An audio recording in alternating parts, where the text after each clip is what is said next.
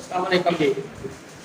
Class 7 की हमारे पास 13 exercise हमने स्टार्ट की हुई है। इसका क्वेश्चन नंबर 3 है हमारा। फर्स्ट 2 क्वेश्चन हमने कर लिए थे। क्वेश्चन नंबर 3 में हमें को स्टेटमेंट दे रहे हैं कि if 7 kilogram potatoes cost is 140 rupees.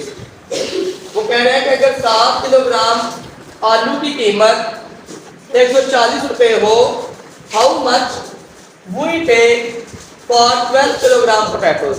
तो फिर हम 12 किलोग्राम पोटैटो की कीमत कितनी अदा करेंगे? वही पे अदा करेंगे, हम अदा करेंगे। फिर होता है अदा करना। अगर आप लोग इस क्वेश्चन के अंदर ये देखो तो हम लोगों ने 1 किलोग्राम पोटैटो की कीमत नहीं दी, ऐसा ही है। एक से ज्यादा किलोग्राम है 7 किलोग्राम और एक से ज्यादा किलोग्राम का पूछ रहे हैं। ये इसकी पहचान है, याद रखने की। तो फिर सवाल में देखेंगे हम यहाँ तो डायरेक्टली प्रोपोर्शनल होगा या इनवर्सली होगा, हम चेक करते हैं। ठीक है, हमारे पास पोटैटोज हैं।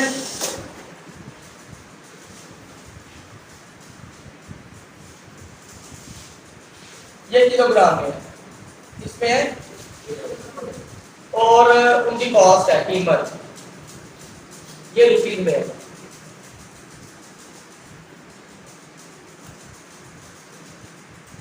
ठीक है जी। अब 7 किलोग्राम पहले तो लेट करो, जो हमें मालूम करना है ऊपर पर लेट करेंगे। Let 12 kilogram cost of, cost मतलब कीमत, cost of 12 kilogram potatoes. 12 kilogram आलू या पोटैटो की कीमत या हमें मालूम करनी थी, तो हमने लेट कर लिया। कोई एक्स रुपीज है, क्या है एक्स रुपीज। पहले पोटैटो 7 किलोग्राम है, उनकी कॉस्ट दी हुई है 140 रुपए। अब वो कह रहे हैं पोटैटो अगर 12 किलोग्राम हो जाए तो उनकी कॉस्ट कितनी होगी, तो हम उसको एक्स का नाम दे देते हैं। ठीक है जी, समझ आ गई। अब देखो इनमें डायरेक्टली प्रोपोर्शनल या इनवर्सली है।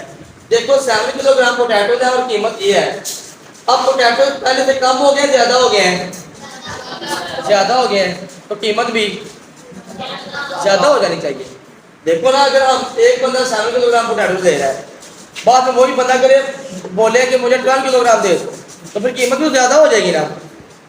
तो अगर हमारे पास एक मिकदार ज्यादा होने से दूसरी भी ज्यादा हो जाए या कम होने से दूसरी भी कम हो जाए, सेम रिलेशनशिप पाया जाए, तो उसमें डायरेक्टली प्रोपोर्शनल होता है। उसको क्या कहते हैं? Directly proportional.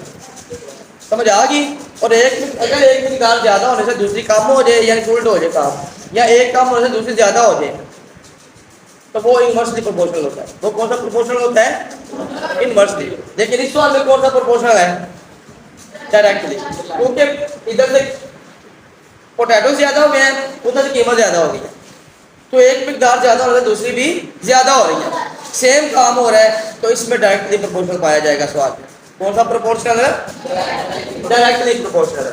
तो फिर हमारे पास डायरेक्टली प्रोपोर्शनल के लिए इनके दोनों के एरो सेम होंगे।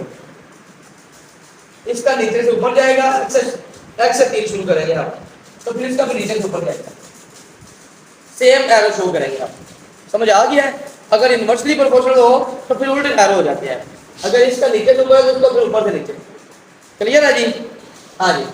अब आपने कैसे लिखना है इसको, आगे सॉल्व कैसे करना है?